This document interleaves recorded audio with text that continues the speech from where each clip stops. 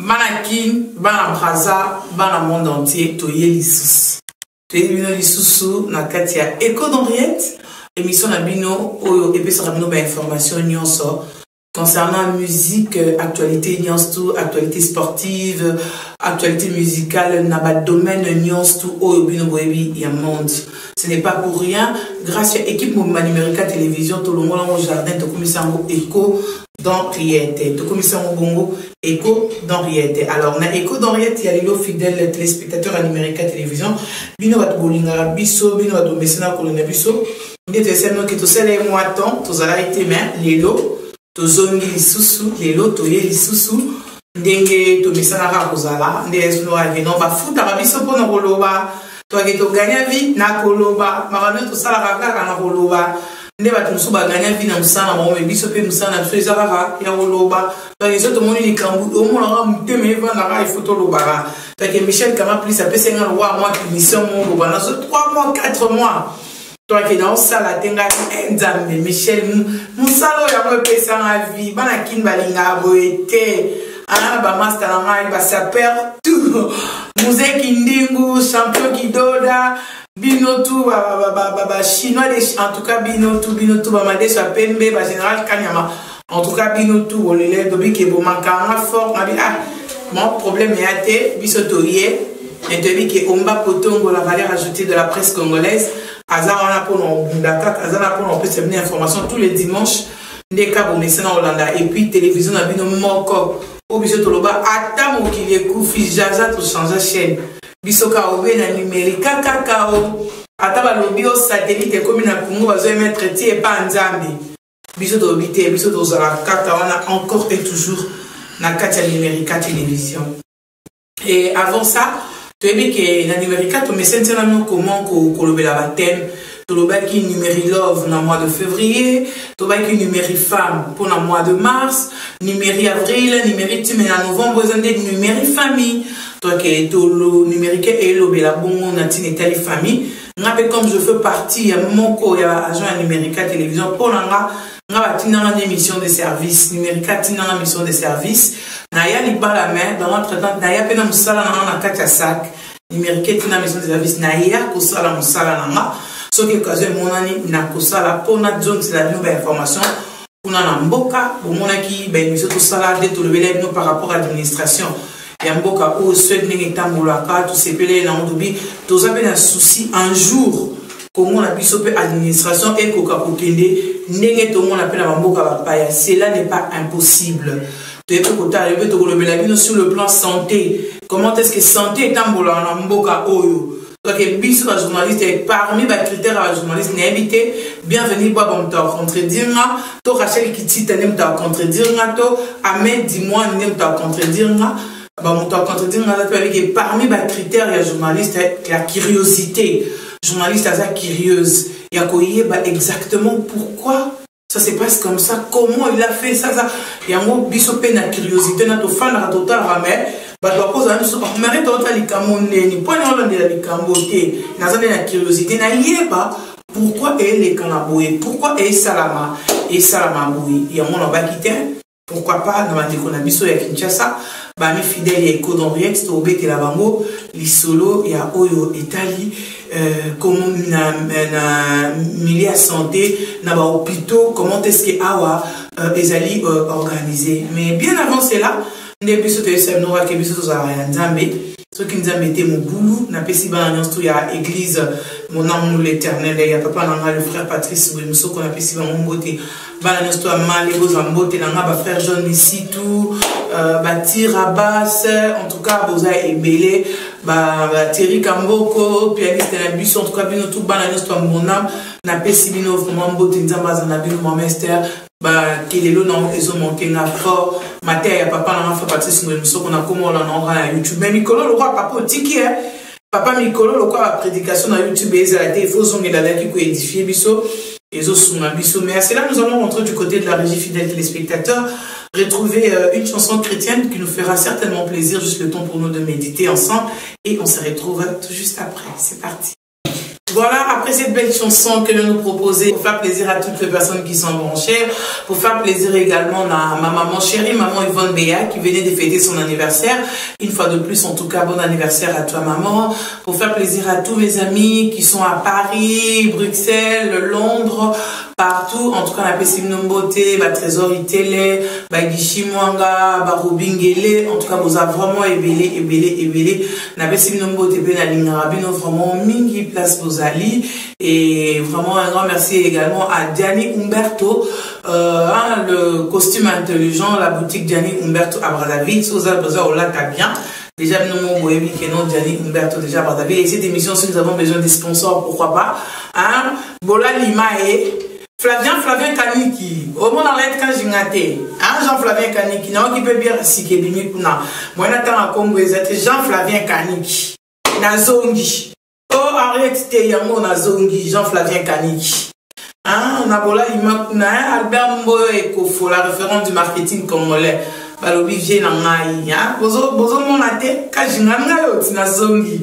Ah, tout le temps, ni sous soi, de mon avis, surtout, émission en goyo, n'a besoin de partir à Nala Kamaputa, Visco, Nala Kamaputa, Nalata, Marseille Création, un peu si vraiment en beauté, et Karine Pala, Fanny Mandina, vous avez belé pour la Tissanga. Nous sommes vraiment fiers de Binopé, de Binopo, pour que nous avons vraiment confiance et puis nous retournons, on a rendu Binokaka. Ascenseur. Et voilà, c'est ça, Écho d'Orient, encore et toujours, tout ça, tout ça, Nabino, Neka Masolongo Izaraka, Neka Zara, tout le monde a vu surtout l'actualité, Neka qui n'a 17e, 21e siècle, oh, esclavagisme, mais tout ça, ils ont vraiment quitté la communauté. Et autre chose, la polémique entre les musiciens et les musiciens, la famille. La famille est vraiment sacrée. La famille est sacrée. C'est pas pour rien, Dieu a choisi que la famille telle. Tout ça, la famille d'origine, famille où ils ont la famille, non, papa, non, maman, non.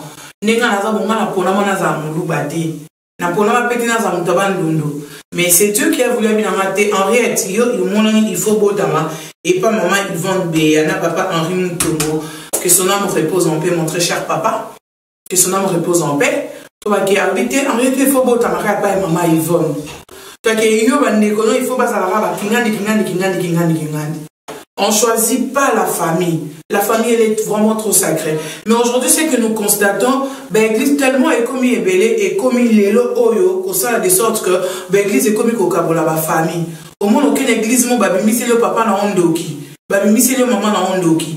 Pendant que tant à garder que la kacha libouma, botioti, à colisio, à yeyote. Moyo salara kindoki em so papa na mtakanga banzila nanga mama na mtakanga banzila nanga yo mabe oyo sala kotambola buzoba oyo tambola bana oyo kena okota mama na mtakota mpolo ba ke mama na mtakanga papa na mtokangi. Vraiment la famille est très sacrée aujourd'hui, nous devons retenir ça, savoir que la famille est très sacrée. On choisit peut-être un conjoint, on choisit une conjointe, on choisit une amie, mais on choisit pas un papa, on choisit pas une maman, on choisit pas une soeur ou un frère. On peut se créer de frères. Mais il y a un moment là même, ça c'est mon frère biologique. Oh, les frères dans la Tokuta na Ekarabou. Oh, Tokuta ne kana balabala. Oh, Tokuta ne kabo. Et pendant mon avis, Dieu est tellement mystérieux. Mon père y a outil côté naïe, na éducation naïe, na mentalité naïe, na caractère naïe. Moi si pas outil côté naïe. Na caractère naïe, na mentalité naïe, mais ils se mettent ensemble, donc on va venir ensemble, et bah ça dit union na, bah créer c'est que vous créez nos familles. C'est-à-dire Dieu n'a pas été bête pour nous installer le système et ça l'a nous devons aujourd'hui respecter nos familles, nous devons avoir vraiment de la considération vis-à-vis de nos familles. Mais ça n'a pas si peu mawa. Au moins on a vraiment n'a pas membre de la famille n'a bien été. Baza na entité. Attaque au Bible que tu auras comme ennemi que les gens de ta propre famille. Parce qu'aujourd'hui, même dans ta propre famille, tu peux te trouver des ennemis. Au moins, il paraît que mon tout fan ranaye, bolia ranaye, mais il y a un ennemi dans le numéro 0. Mon tout fan ranaye, bolia ranaye, il y a un ennemi ta critique à Kaoko du Libanda. Tu peux avoir de critiques même de tes propres sœurs, même de tes propres femmes, même de ton mari. Toi, que tu peux avoir un mari Akabimi Libanda, avant de critiquer au moins Sinaye. Tu peux avoir de frères qui ont mais les camons t'ont bien les kinaout. Les camons t'ont bien moyen na yaout. Nous camons t'ont bien les konaout. C'est-à-dire que ce sont des choses où l'élo est commis vraiment à la mode. Nous devons faire très attention. C'est qu'au consacrer famille, qu'au fan d'accueillir exactement, avoir le respect de la famille. Avoir vraiment le respect de la famille. Batumsu bazala ndimo no mona fandi karaboyo ngaku famille na ngai balinga te pona ni emsune nem toza mabe. Pourquoi famille ba balinga ote? Pourquoi ba balinga batumsu balinga ote? Famille musu mona bafandi ka baye kutwana kizengi ya tolanda kete kizengi. Mutu bimbo bota mi okoli to ba ke yo fandi ba sino ba surnomo ka kizengi ba olanda oto za kizengi. Mais non, mais c'est normal. C'est normal. Pendant que les gens ont dit que ça la mambo va on a mis que ah mon ça la mambo normal. Mais la famille on va prononcer au kizengi. Ce n'est pas bien. Tout ça c'est vraiment ce n'est pas très bien. Nous devons vraiment faire un effort. Il y a voyez va consacrer famille, il y a voyez va vous aller en famille, il y a voyez va qu'on se respecter mutuellement. C'est vrai que tu créer rappel la famille nous soutenir tina les dans le baké. En dehors la famille n'a biologique, dans la famille n'a numérique à télévision. Et ils ont la boutou. Et ils ont la mouille. Donc, numérique, ce que y banana patron numéro 1. Tina ouissé à souka, alors là la pongité. Alors là la pongité, qu'est-ce qui ne va pas? Pourquoi avec Henriette ça ne va pas? Qu'est-ce que nous devons faire pour te sauver moi? Qu'est-ce que nous devons, quelle démarche allons-nous entreprendre pour te cadrer tout ça là-bas? Au senti maintenant que non, baza la maman de terre biologique, mais les camarades, bon là la pongité. Bon là la pongité, bon fanda, bon solo vous allez intéresser dans la même chose, même pas l'église. Les lois dans mon âme, c'est qui arrête quand j'ai un problème. Niveau ma polongo et fou comme ah. N'est pas que tu n'as pas kambango. Oyeba, ndeni nza moto ne bine oye côté ezikisio ezosala yo vraiment makana. C'était là un peu juste pour parler de la famille. Famille est belle même dans la poto atoya, otiki bandeko musika. N'ayabite soki bandeko baza ba contredire oye na mboka moko ozana papa te ozana mama te ozana ndeko te mais même sous propre ndeko na yo abengani na ndako place au vent des athées mais mutu mususu oyo boyeba na kutu te mazu acheo na ndako mais cette personne là devient directement mutu famille na yo mais mutu ndemo na pourquoi vous trahir un jour? Pourquoi qu'on trahirait un jour? C'est vraiment pas bien. Nous devons savoir à se respecter. Nous devons savoir apprendre à respecter toi qui est ma famille toujours coûte un lango. Et il y a certaines personnes aussi dans la vie qu'il ne faut jamais rencontrer. Il faut même pas se dire mais ah je maudis le jour que je l'ai rencontré. Pourquoi je maudis le jour que le temps ça qui en est tout coûte là. Et un exemple mon papa ça va que fréquente-moi je te dirai que tu es. Même dans mon kilto yé barabatuni ni toujours fréquenté. Parce que nous sommes fréquentés, des fois nous fréquentons le kaba merde, le kaba merde na la merde. Nous sommes fréquentés, tout le baquet, au comme à même le désordre total, toi qui vis dans un message dans désordre total. Nous sommes fréquentés, songi, top. Les soleils arabes, balobaki, bakendaki, bazongi saki, babalolaki, basalaki, bakendaki. Si vous moudra à biso à Moussoto, il y a ma solo à la télé. Depuis que non, na Kinto na 6 dans l'émission, on a 120, Denis, Djibril, même ça pas tout, Vincent, Simba 5. Il y a toqué, toqué sans avant toi. Il va la maison. Toqué sans avant toi, toqué la sans avant toi. Ton meilleur, c'est mon bon, la biso, qui biso, piakou. Makolo, ti palais, to communique, matana chombo. Donc, tu peux être besoin de ma sono, n'importe quoi. Donc, ma sono a biso mou, tozo, c'est qu'à Vessendeni, H, n'est sur les cameaux, côté indi, H, côté betake, bablo, moi, bon, épisode de message. Mais c'est quoi, oya, comme la porte, maman, botan, hey, n'a que ça, songi, zette, n'a pas de niveau, songi, zette, bon, qui va la téléphone, la bio, pardon. Ok, ma téléphone. On a plus ce que concerne la tapote. Ok, ma téléphone. Au dégrâce, songi, où est la photo? Maman la gaille. Eh, pardon? Autre binzambi. Oh, il y a seulement non, mais oh, et ça peut solo ko songi. Naba maman mikolo. Naba papa mi bimba. Toi qui es poni classe, t'es poni H, t'es poni école, t'es naba jeune. Oh putain. Michel Tico talala. C'est que vous avez songi songi. L'isolé, au moins l'isolé, oh, quand ils ont école d'arrêt au solo là. Au moins l'isolé dans la A. Bah, on a ma commission B. Tant qu'il y a la B et qu'il y a la C. C'est par le gars qui a mon pilipili comme il a D. Dès dans comme il a X. Mais l'isolé, mais c'est un homme qui est beau. Et comme il est nini. Oh, D. Il est dans le gars qui a ça là qui. Eh, pardon. Nous allons souffler en musique, fidèles téléspectateurs. En tout cas, c'est pour faire plaisir à tous les songos, les songi. On appelle si Marianne Noël m'a dit en beauté. L'idée à peine d'avoir songi tout. Marianne Noël m'a dit en soye poto. Et niveau dans le sujet, tika m'a dit love. Le sujet dans la poto, il y a à côté. Songi tina vers la main. Ah, mais là, sinon, vers la main, mais là, vous savez que vers la sombaki. Namona qui a monté, bah tiens on a kuna, bah tiens on des couronnes. Bien mi faire on a des. Oh, vers les gens des couronnes à pamba. Ah c'est la mon fier. Toi qui bandi non, toi qui bango mo kaka. Oh mais bien. Ok, arrête bon, on verra on mais là qui on somme qui on habite. Vers on a somme qui on a 5 couronnes.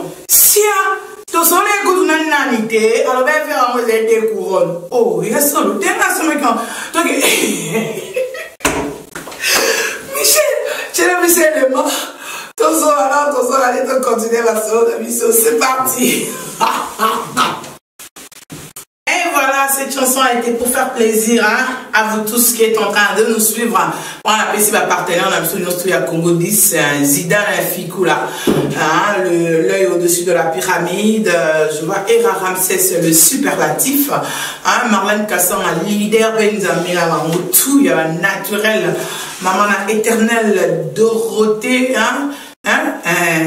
Félicitations à toi Karine Metachi Tengue, ma copine personnelle et privée pour le lobby célibat et quoi il faut kanga sentir il y a kanga sentir célibat et quoi félicitations pour le mariage nayo et puis félicitations également na balé qui tout va autour sur le diplôme na bango il y a cycle gradué na ifasi ba autour va défendre qui en tout cas la ligne bino Mingi. Toujours en ce qu'on a dossier, un grand merci également à toutes les personnes, Innocent Malamba, maître d'école, mon manager personnel et privé. En tout cas, bien de bonnes choses à toi. Moté Maya Bijou Mayalo, c'est vraiment très de bonnes choses à toi. Bien de bonnes choses à toi, ma Bongo, Sylvie Bongo. Vraiment de cœur avec toi, ma copine, ma complice de tout le temps, de tout le jour. Bien de bonnes choses à toi. Tous on a sukoyo, na lisolo, na biso, autres amis solo là. Par rapport, il y a artistes musiciens, nettobi d'être créé famille. Toboïté, Nazoloba, je m'adresse à Kofi Olomide, le quadracoraman, Songe Ambele, mon parent, mon compte. N'habité, non solo là, Kofi Olomide. N'a réalisé que Kofi Olomide, Azali Bosso Nama, n'a vanné non solo là, Kofi Olomide. Kofi Olomide, laisse-moi te dire, tu es un grand artiste congolais. Oh, nyonso, batouba rêva, ou ça la vie. Kofi Olomide, ou ça l'amour déjà. Avoir tes débuts jusqu'à nos jours, aux témoignages, au lelo, au côté de ma peine église, ce que vous savez l'église, les lots, batoupe, baé, bandi, kosambila, balobité. Ou babenga yo Kofi Olomide ya babubu. Babenga yo Kofi Olomide ya bazambala. Babenga yo Kofi Olomide olandara papa we manasima na musicien.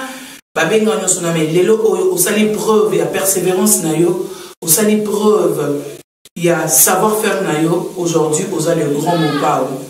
Et tu es le seul et l'unique aujourd'hui au tokoza loi bibliothèque musicale na biso o toza ki lelo ba le ki so bazana besoin de se ressourcer. Il faut pas qu'il n'est pas na yo. Va se ressourcer. Qui est grand sur le plan mondial, si tu compares au niveau de Youssou Bamewe, Batunyon Soana, un sous plus que Bango, pourquoi pas. Mais il y a certaines choses où il faut Otika. Quand tu as commencé la polémique Kofi Olomide, peut-être que tu n'avais pas deux enfants que tu as aujourd'hui. Tant pas polémique et qui régner. Peut-être que tu n'avais pas la notoriété que tu as aujourd'hui.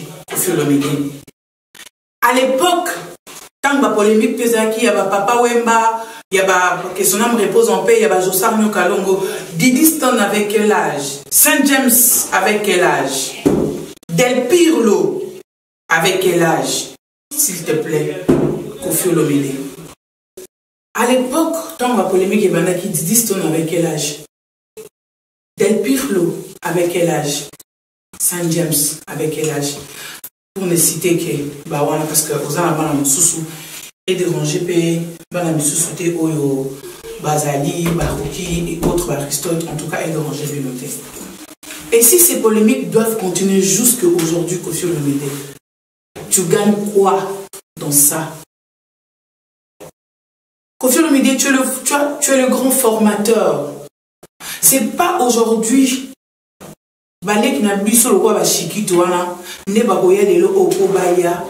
Ils feront des quartiers latins. Qu'est-ce qu'ils vont apporter dans le quartier latin? Parce que depuis la nuit du temps, quartier latin est toujours quartier latin. S'il faut aujourd'hui compter les personnes au quartier latin, Basala, le quartier latin, Tobandina nous d'abord, de champion. Le quartier latin de Jordan Koussa. Le quartier latin de Sam Chintu Che Guevara, l'homme de 100 ans. Le quartier latin de Modogo Abarambwa. Le quartier latin de qui encore? De Soleil Wanga Sozi de Sozi. Le quartier latin de Fali Ipupa. Le quartier latin d'Egyptian Boutoukondolo. Le quartier latin de Bouron Pela. Le quartier latin d'Egyptian Taïzan de Baforme. Pour ne citer que Bawana Koffi Olomide. Pour me citer Kenabawana, est-ce que c'est important qu'aujourd'hui, Koffi Olomide, tu t'ingères dans la polémique? Oezana Moutuna Makolote, le grand Mopa ou le Sarkozy. Est-ce que c'est important aujourd'hui, Koffi Olomide, que Oyepe, les journalistes, au télémipe, au bandikola Kisabango, bien, nayo, parce que faire un lobby, faire un lancer de défi, est-ce que c'était important, Koffi Olomide? Je parle avec toi, le grand Mopa. Tu sais que moi et toi, on parle bien. Malgré ça, c'est purement professionnel. Tu sais qu'on parle très bien. Au Pessama Honneur, j'étais touché, choqué. Au Pessama Honneur, anniversaire Nanga, Nanda Kwepa Nanga, la résidence Nanga la Pigeon. Na Donna Béatrice numéro 23. Koffi Pesanga honneur. Yaoya. Na Alia. La grande dame. Alia, grand prêtre mère. Au Salama honneur. Yakoya na un anniversaire nanga. Na un anniversaire nanga. Vous avez 4 postales au Alia. Pesanga Tilelo. Robe au Alia. A Pesanga comme cadeau d'anniversaire. Na gardango jalousement Tilelo. Soko Tembe. Non, c'est 120 banda akenanda kuna bilo na anatika na ki ba fungola ba obimisa robe wana ba bimisa na carte postale oyo pesanga comme cadeau d'anniversaire. Willy Moucheni témoin. Bo excusez ngane na tengi kombo Willy Moucheni akoma ya bato baleki nanga. King Makiadi témoin. Walter Ngalula témoin. Miel de sang témoin. Le Boga témoin.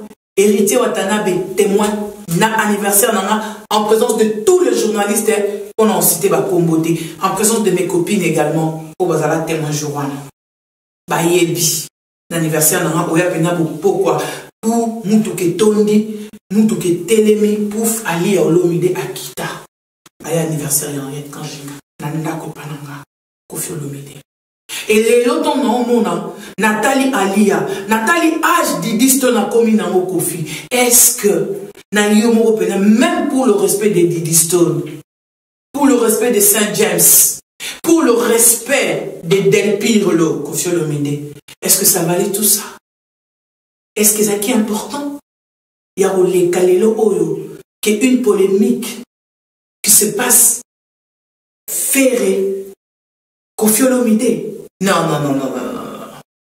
S'il te plaît, papa. S'il te plaît, papa, tu n'as plus ces temps-là. N'importe quel temps au quotidien na yo offrande au tali obi au tali bo Didi Stone au tali Miss Didi au baluki bo tali Del Pure Saint James au baluki bo tali grand prêtre mère Ali à l'époque parce qu'ils n'ont pas amitié M souvent mon até bon on papa les qui une émission à lobby mais les lots ce sont des Didi Stone elle est déjà une grande fille elle a déjà plus de 18 ans hein? Même pour un respect naïe. Même pour son respect, mon pao, il y a certaines choses. Il faut la bobi, non. Naza déjà Coco Tamaoya, papa Kolake Mafuta, papa Kolake Boy, papa Kolake Boy. Aujourd'hui, je pense que même parmi Banano Moussous, au totalité, Mamsou, on appelle Babota, on appelle grand-papa, et pas Banano Moussous. Mais tant que on a refait la Fandi Penabo, Ali, un grand prêtre mère à Fandi, mais non, Kofi, s'il te plaît. S'il te plaît, Kofi, le me dit mon pao, mon kundi. Bosso quand la polémique n'a bino entre M. Soussou, JB Piana, Wera Son, hein, entre bino ça se comprend un peu, ça se comprend moi dès que moi, hein, on peut quand même tolérer qu'il y a au côté, mais déjà ce qui est vraiment polémique n'a fait. Et si matin Kofi, je parle avec toi Kofi Olomide, s'il te plaît, vraiment, avec tout le respect que je te dois, Kofi, s'il te plaît, ça ne sert à rien. Ce qu'on bilo qu'on a au la qui ça. Combien de battements de ma OM sous bateau la bambo on va payer ça yo. Les lots bateaux na bazo galérer. Les lots bateaux na ba piaka. Les lots bateaux na ba problème bo. Ce que tant bateau na ba on a que ah tant confiant mon coutouiller à la tiba ndok mais bo pendant que biso to za na kikuku na kinité. Yo quand c'est pas au sepela na. Tant yo c'est pas voiture routier. Ne nous volons pas la face. La production a sauté le quoi à Kalakeno, producteur moi et à Tchembo Monae Bobo. Et comment plus dans la milieu politique, n'est-ce qui boké Bobo et pour se retrouver moi mouké. Kofi, t'as plus cet âge-là, papa. S'il te plaît, t'as plus cet âge-là. Bah, donne ce que ton maman a dit. Ah, bah, quand tu places mon bobo, Dieu va Kofi le midi à la tibiso à fleur naïe, à la tibilo au nez, à la tibilo au nez, à la tibilo au nez, à la tibilo au nez. En tout cas, bah, fan à copier le midi. N'invité, ceux qui n'ont lobby m'avaient beaucoup fin à moi. Mais ceux qui ont lobby, on a droit au lobby parce que Nazan a droit, c'est la chronique musicale et je suis chroniqueuse de musique pendant 17 ans. J'ai le droit de parler parce que c'est l'actualité. J'ai vraiment le droit de parler, j'ai le droit d'épingler ça. Et moi, en tout cas, moi, personnellement, dans mon acquis qui est conseil, on peut s'accoucher le midi. Tu es un grand, tu restes grand, Kofi Olomide. Tu as eu des polémiques avec les Jossar Nyokalongo. Aujourd'hui, Papa Wemba est décédé. Kofi Olomide Bino Bozana, Papa Wemba. Linza Kana Lokolo. Linza Kana Moussaki. Mais Papa Wemba est décédé. Tu n'as pas eu le temps de venir pleurer ton frère à cause de ces genres de polémiques. La même chose avec King Kester et Méné à Kofi. Est-ce qu'elle interpelle Rayoté? Hein, mon pao? Ils ont interpellé Yoté, papa. Papa n'a Didi Stone. Papa n'a Saint James. Papa n'a Del Pire Mourinho, le patron de la musique congolaise. Est-ce qu'il a interpellé Yoté, Kofi Olomide? Papa n'a. Kester a koufa au Kenya matin à Kester te. Jusqu'à la tombe n'a pas. Papa m'a koufi la même chose. Ce que tu dis na yo. Ce que yo et mon Kofi Olomide. Et l'on va au bandaki a banda mata kitana jibe piana jibe et comme il a Wera Son mata kitam les lois et l'on va tenir son bout d'affaire à en tout cas grand prêtre mère Ali Stone. Je sais qu'on te mélange jamais dans Kachamarambo, mais façon comme au Kenya et Kenya Mabé, na Sengyo, avec tout le respect grand prêtre mère, ceux qui ont pour intervenir, n'abi que l'obanayo, ils allara alléluia, amen. Pour grand prêtre mère sera lobby et tikalabongo. Didi Stone, je m'adresse à toi ma chérie. Tu es déjà grand, tu es déjà connecté sur Instagram, sur Facebook, partout. En tout cas, quand il y a des choses comme ça, il y a des fois, tu faut appeler papa. Papa, il ne faut pas répondre. Papa, voilà, tu essaies un peu de montrer à papa ce qu'il vaut. Hein, Didi? N'est-ce pas, Saint James? Il faut de temps en temps parler à papa. Papa, voilà, papa, on veut ça, on veut ça, on veut ça, on veut ça. Ok? Allez. Merci beaucoup à toi, Kofi Olomide, mon père Makondi. C'est toujours dans le bon. Ne prenez pas ça mal. Je ne suis pas contre, je n'ai donné que mon point de vue et un conseil, c'est apprendre où à laisser Kofi Olomide et bonne chance à toi et puis na musicien aux USK, bazo samsa na mon kitoko to zelaka bonne musique on a pour bameka couper sa biso elengi na kitoko ndenge ezalaka. Nous allons suivre une chanson de Koffi Olomide ouais au clôturer biso concert zéro solana et la concert mais tozo solana Koffi Olomide. Je réalise dans mon année tunde Koffi za liboso non je suis en train de lui parler comme un grand frère, comme un ami, comme tout. Et voilà, c'est pourquoi Nandina Kiango.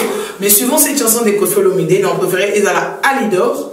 Alidor, une belle chanson qu'il a interprétée pour sa femme Alia. Et on se retrouve juste après. Et voilà, de retour sur ce plateau fidèle téléspectateurs après cette chanson de Koffi Olomide. Les codes Rekoramana, c'était pour faire plaisir à toutes les personnes qui sont branchées en train de nous suivre. Là, j'ai fait des gros coucous à celle qu'on appelle Bibi Kapinga, la bellissime de la presse. Et je vois également Omba Potongo, la valeur ajoutée de la presse congolaise. Ça, comme ça, toujours Optivi, bravo et félicitations. Et un grand merci à toutes les personnes qui auront l'occasion de me suivre de loin ou de près. Je vous aime beaucoup, à toute ma famille, je vous adore. Et voilà, bolinganga kaka, bo soutenir, bo finganga, bo continuer, bo finganga, mais qui bo finganga, bo mamabe, mais qui un jour arrivera au nzama au sanzé malobanabino, et kobo voilà, et ko longa flèche, et ko commandé bongo, caresse, na kachamitema, nabiso. Et polémique, on vous a régné, bande konde balobika, to sola mouké, na Écho d'Henriette, et cette fois-ci, to ye bongo beso, to son yanon pe fali pour pas. Koffi Olomide ya benganga coach mtapesa nga komba coach na biso Henriette quand j'ai nga Koffi Olomide Fally Ipupa ya benganga HKGB Henriette quand j'ai nga gros bébé Fally Ipupa benganga sous coach na biso. Un grand merci et félicitations pour na ba trophée na yo ozwa pena artiste et musicien congolais OK à l'étranger les lots sur drapeau mati au monake non net ndembo ya mannequin. Je mon anga ebaki en moten, ne ebaki en disco nièce na moni mtaye mela mannequin wana. Des na ngane mo mtaye mela mannequin la binanga avant kabo e mo na 8 azo mela mannequin ngabi ela. En tout cas Fally boyebi bolingo bokota mite mabanga biso so boyeba ngo me makamsu bo sala ngote 3 fois asala. Ah non, solana la union so ba pembeni na fiston coloqué El Zapatero. El zapping, hein? Vraiment fiston coloqué Zapatero. Je te fais de gros bisous là où tu te trouves. Également, bah, tout ton entourage à Fally Ipupa. Un grand merci de Balobarakeno. Bamsou Soki, quand tu Bamsou Bayaka, Bamsou Balongue, Bamsou va remplacer. Et je remercie Fally Ipupa parce que j'étais toujours bien avec l'artiste. On se parle bien. Tout cela est très très bien. Et à chaque fois, on a beau y avoir une invitation de mon côté dans l'émission. Je pense que la dernière émission que je réalisais avec Fally Ipupa, c'est la résidence Naye. Nakin, Nakunaye. On allait faire de grandes émissions. C'est un artiste aujourd'hui, jeune tout. Il a fait rêver beaucoup de jeunes. J'ai belé les longs dans le bango, pas faire rêver bango. Abareva Fally Ipupa a décomplexé caractéristique mon boy mi ba l'amitié. Mon bas garçon sous sola la mukika boy c'est mon ba baneka koka na Fally Ipupa. Et c'est on a bien kakuka eh bébé que koka na Fally ça allait bien tant qu'il n'a pas maman et ala ya pongi musu garçon so avant na bolé on a bête ndala kaka beauté pour pas le bonheur la bébé que ça le Fally Ipupa a ben na beauté. Et je me rappelle on a réalisé de très grandes émissions chez Frankina si tu te rappelles encore. Oya période dans la culotte na la sandale à plastique et remité na kin bala chonon te na témoin. Oya na ba sandale wana olata yango na ba montre ba squash. Ba montre ba squash olata yango na culotte. Na culotte oya na on émission na plateau chez Frankina.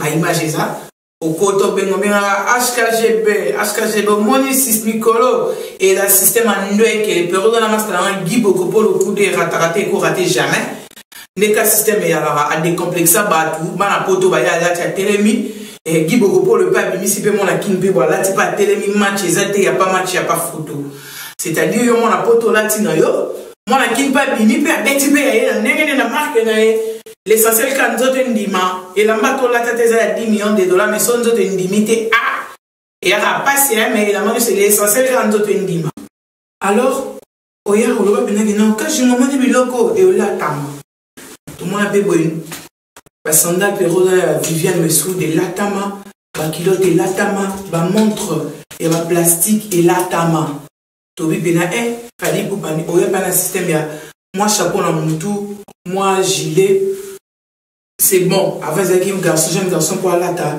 il faut avoir un moins d'auto. Mais oui, non, pantalon, pendant au chop, pendant au kitty, un mot. Moi, polo, moi, moulaï, le roi, blues, le roi, chant. Toi, les garçons, mouké, zaki, les bosses, pas là, des fois, là, t'as vu, c'est bien mal, un d'auto. Mais il fallait pour pouvoir venir au décomplexer, parce qu'on a pas un coup d'un tolo, à HK. N'a pas eu que la mouké n'a pas sonné, mais depuis, il fallait pour, en tout cas, après ça, on a courage. Moi, on a une jeune garçon comme Pénèbre, là, type, n'importe oui, tu es bien, tu es bien, tu es bien, niveau qui. Mais une fois qu'il nous a appelé qu'il fallait pour payer pendant ma bête et puis na jean penika aye boya aye swag aye boya aye loko boy ndé papa chéri la psoba na mindili to ki ezala pena ndenge wana fallait pour patala ba mérite tout ça là depuis le moment na kacha quartier latin album moto sali lelo ko irata so na bina bana to bana na droit chemin album na liboso sala fali to sabiso ba o to sala ba promotion to ngai personnellement nga en fait, quand je m'en ai tout foutu, en fait, quand je m'en sala bâti ma promotion.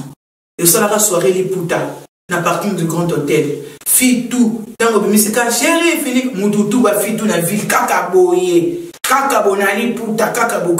C'est-à-dire qu'au marquant époque, même Tilélo, après droit chemin, ayo bimisa Arsenal de belles mélodies. Arsenal de belles mélodies, on a continué à mon papa. Et quand on a kipo, oelabiso, Olivia, Nakatia Kin, conférence de presse pena Botokei, conférence de presse Olivia, papa toya pena avec Divo, tokina dans enceinte Chanel Media Congo, tokota pena avec Olivia, pa Avanda, Olivia Utipoto, aye, Kin, pona Fali Poupa, nanzembo chaise électrique, Fali Poupa yo, Omatisa Claudia Sasungeso, na podium, yozo beta na podium, Claudia, moi na président. Amata pena na podium penza avec tout le respect. Fali Poupa ngana yo.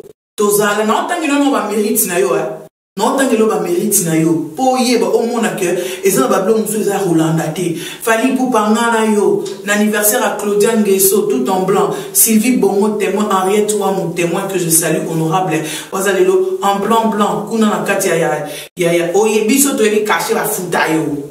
Tozala anniversaire à Claudia Sasuki qui est à Brazzaville tout en blanc. Tozala wana Fali Poupa. Comme on le voit, on va tout le voit Lisapong. C'est ça, Ezama Kambaba, il y a réalité. Fali Poupa ngana yo. Na MTV Afrique Music Award. Na Nigeria. Ngana yo to telema boye. Nazo occasion ya mona tout fait. Nazo occasion ya mona Davido. Nazo occasion ya mona P-Square. Nazo occasion ya mona Chris Brown. Na Nigeria, ngana yo Fali Poupa. Tozana Patrick Lakwe. Asa na presse écrite. Na kinda ba ndeko ya RTL.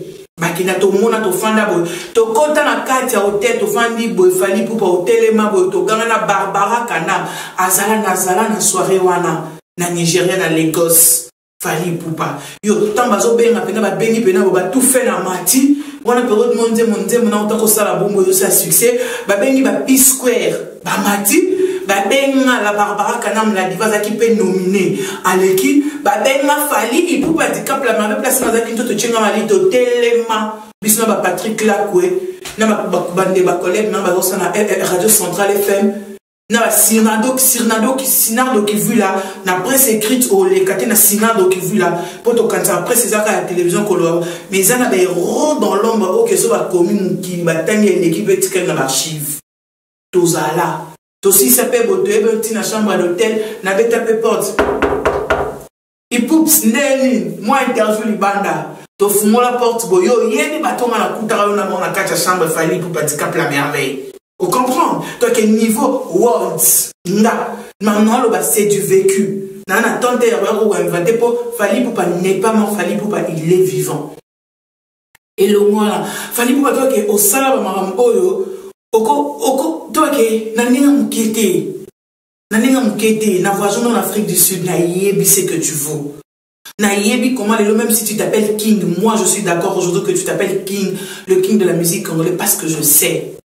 Fali Poupa au loin Arsenal de belles mélodies. Fali okei obeti banzemoti lelo okobeti power.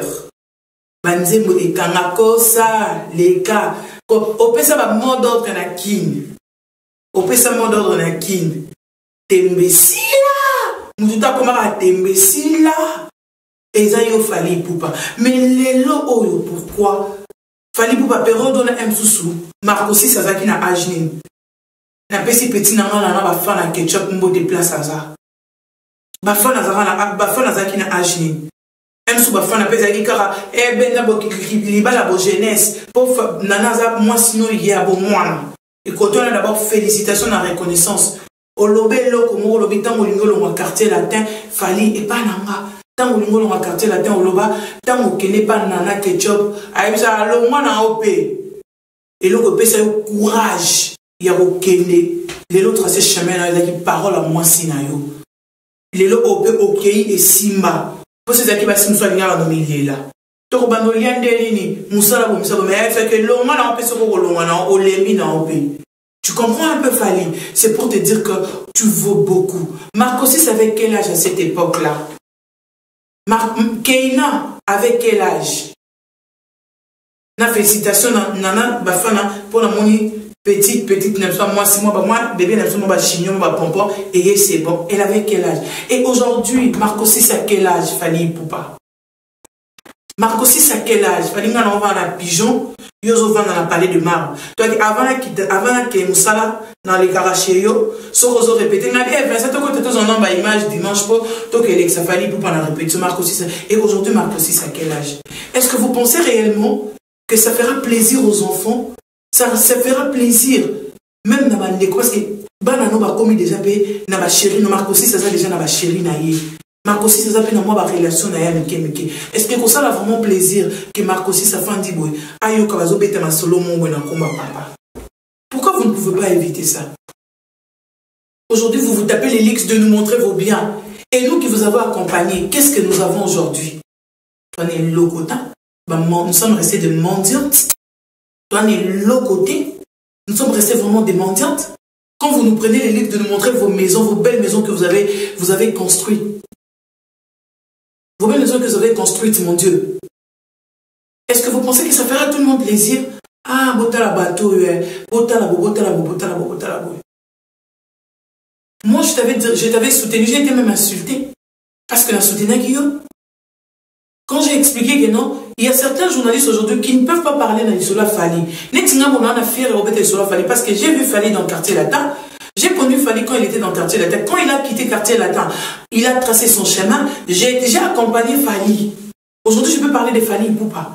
Parce que ayape boye na émission dans cette émission bo HKGB na OK Paris na check-in na ça check-in na Air France A na même ligne tinde na mutu na timina tikelo DVD na CD mutu pa ya po PCP na ya pe na katabo na salipe na bi Fally na kinzemo on nzembo za kitoko double clic ça bien on a matika na ka ponga na la bon sorti sa bimisa album et c'est bon ni nzembo za bien tibeta bobete. Pour la chambre au bobo, non, on sait la promotion pour la chambre préférée. Tout ça, mais est-ce que vous pensez aujourd'hui, ça nous fait plaisir? Au lieu de nous présenter la musique, vous passez pour nous présenter vos biens matériels. Est-ce qu'on a besoin de ça vraiment? Gardez ça pour vos enfants. Parce que ça fait, et ça a besoin de plaisir. Gardez ces biens matériels pour vos enfants. Gardez ça à l'anonymat. Présentez-nous vos œuvres. Au bisou de Ebeli Mango. Vous présentez une musique Nabino. Vous présentez un album maintenant, c'est l'album Tokos, label Tokos, c'est bon. Nous avons la fin de discussion, débat. Dans le plateau, il y a France Monde. Comment est-ce que Madame Hippote Azo d'écrire Fally Ipupa? Bon, ça c'est qui? C'est un fils du Congo. Fally Ipupa du Cap la Merveille. Bravo. Bravo. Mais aujourd'hui, quand vous sortez de l'idéal, pour aujourd'hui nous faire voir ce que vous avez, on n'a pas besoin de ça. On a besoin de votre musique. On n'a pas besoin de vos biens matériels. On n'a pas besoin de vos multiples maisons que vous avez achetées. On n'a pas besoin, je sais moi, en tout cas, je suis désolé. On n'a pas besoin de ça. On a besoin de la musique congolaise. On a besoin de Fally Betty Maneke qui te comme. On a besoin de ça. On a besoin qu'il fallait azur et loco et m'habiller ici à l'anmango autotombe et loco. La chose est là. On a besoin de ça. On a besoin de mannequins. On a besoin de ninjas.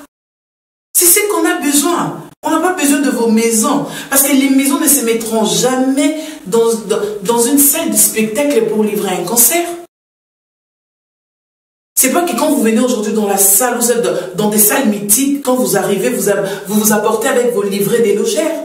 Ou vous amenez avec je sais moi quoi, le permis, ou soit comment je veux dire, le carte, ou je sais moi, de vos maisons. C'est pas ça qu'on a besoin. Vous amenez dans la salle, ouais, yeah. Bon, voilà, moi je suis Fally Ipupa du Cap La Merveille, je viens de la RDC.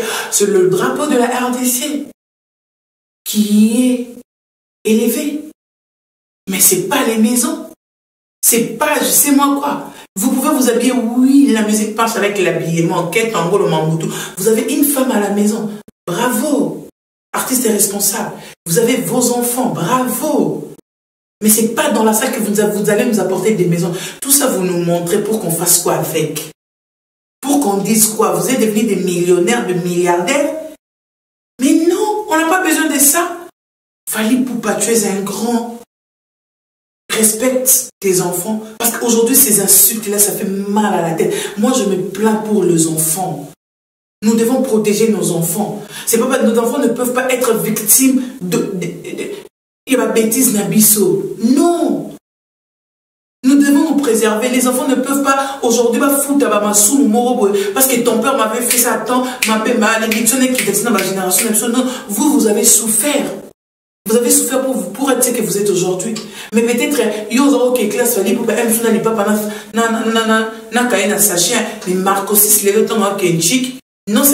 en Afrique, il y a en poto. Non seulement que papa, je ne veux pas le basket ici, je veux le basket là, au Somba. Pour moi, non, qu'une invité, ça j'ai une invité sans Android. N'est-ce pas, Fally Ipupa du Cap La Merveille, El Marabioche? Vraiment, je te remercie. Je pense que je parlais avec toi. Oyo Kinga. Et là, on a ça un plaisir, ça va avec Oyo Kinga. Ce Oyo Kinga, bah, fan a Fally Ipupa, ce moment qui vous a dérangé. En tout cas, na lobika, on a ressenti dans Kachamute Malanga. Le reste, on met des côtés. Nous allons souffler encore en musique avec la chanson de Fally Ipupa du Cap La Merveille pour faire plaisir à tous ces fans. Et on se retrouve tout juste après. C'est parti. Et voilà, c'était là cette belle chanson de Fally Ipupa pour faire plaisir à toutes les personnes qui sont branchées en train de nous suivre. On a mis qui vous avez belé. Ah, bah, petit nana, master nana, tout na lingano mingi le pena système en banga tepo. Moi conseil ka ele kebele babi la mam kanji. Mam national la tontine de tout le monde, je suis là. Nabi d'en mettre fin à ma mot tout 600. Ferregola. Salutations à toi, Jésus de Miance, les padres, Jésus. Moi, mon bail, le va faire, il va te sunani. Fais rappelle la personne, m'a dit le système, hein. Fais rigoler. Au rappel la personne, m'a dit le système. Parce que sauf aux oeufs, il va soirée, il panda, ou bien, na halle de la Gombe. Fais rigoler, il y a des alats. Fais un autre qui n'a pas bumbashi, hein. Au moins, niveau le bumbashi, c'est qui électrocuté. La présence now. Le bumbashi tombé. Non, tout le monde a moïse qui a tombé. Quoi? Oui, petit. Vous êtes grand musicien. Donc, Koyemba, Koyemba, il fait rigoler. Alors, rappelez sur la pépé calé, il n'y a pas de moulanga. Koyemba fait rigoler. Madilo système les grands ninjas. Et rappelez Bissou. Talara de Bobana Oyemba, Vita Imana. Vita Imana, vous êtes soundéni. C'est bon,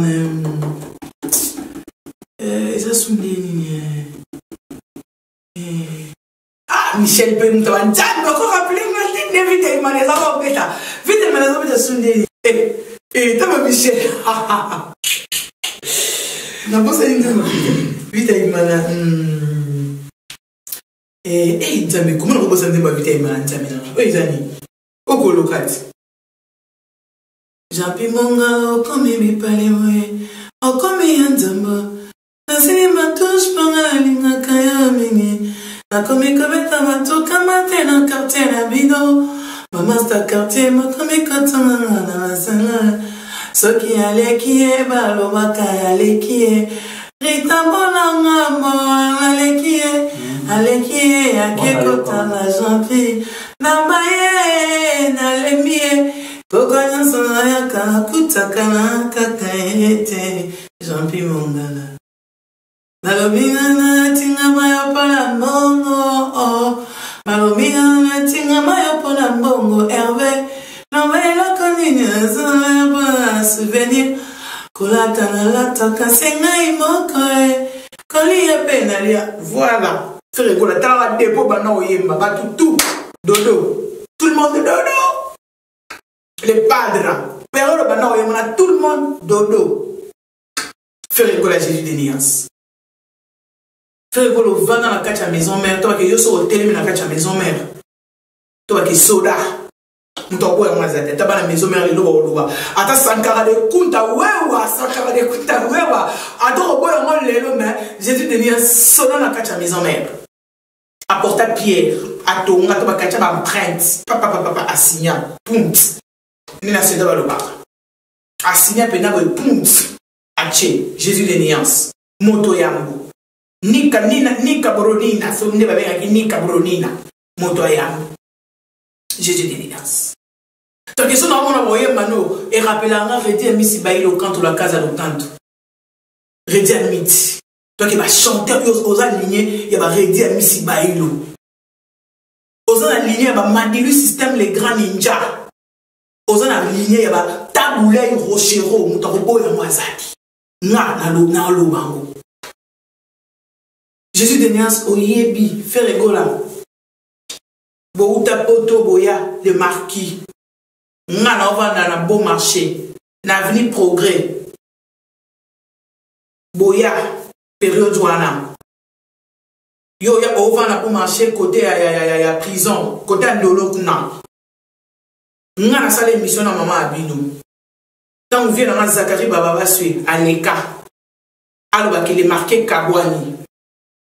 Bato aleka baloba nga na sala émission na mama abino sozo la na minito amon de logo na bon marché Bill Clinton a vendre en face boye Bill Clinton a en face boye si je me trompe pas faire yo oya mama na bino aloba na micro na nga batika moi nga boye après on dirait lingi parce que on s'est décidé qui au côté quartier la terre pour sur l'omidé et bimel au colo trahissé qui baninga on ne change jamais l'histoire. L'histoire, c'est l'étude du passé. Et on a loba, et Zaya Solo, Ferrego, la Soros à témoin. Si tu te rappelles, va lui poser la question à la maman. Baboye, la maman marqué, Baninga, Sobaye, Bill Clinton a lobby à Longwe. Pourquoi Bill Clinton va négocier les contrats à Bracongo, au hasard, en Tilelo, Bazoye Abeta. Botikali yo, JDT, Mabialos, Bomonake A et Sandelini, yo bité yo, ok, au petit quartier latin. Baninga Batikali n'est perdement, les marqués Koufa. Quelques jours après, bou, yo na kacha quartier latin. Pendant aux autres na kacha quartier latin, fallait déjà na cessé déjà Azol Luka déjà Abima quartier latin. Wana obetaka HKGB mise en disponibilité. Na boulevard du 30 juin, na restaurant 3615, fallait pour pas te télémana. Maintenant loba, boke tout na mon bazar vivant ba koufité. Ceux qui vont voir, ah, nous avons comme toi et puis. Faire créer polémique. Yo olongwa, au Kenya dans un quartier latin. Au côté quartier latin, boé, au bêta maman la chambre. Nous avons beaucoup des pharmaciens. Pharmacien. Il y a un sentiment. Le qu'on a besoin après. T'es, on les a qui disent, il a fallu. Nous avons avec un quartier latin. Ah. Zambe, et oya. Et le moana, ou, ndemba skol. Les gens m'ont pas, oh, ça les boum plat. Au pété biloko, on a tout baké, Kofi Olomide a fait la courte interview, mon lobby. Si les lots a regretté, Rabat tout bakenda. Moutakoki Kolanda, ils a fait les go la pétuana. Tout changera l'histoire. Tant que ça, la maman a présent, tout y va passer dans ça. Passer dans biso et rattraper biso toujours. Faire là. Bon, l'ongwe na album qu'on fait au cholonga à sali awa. Yo aimé na 4 pour ça la clip té. Et pourquoi yo moko yebi.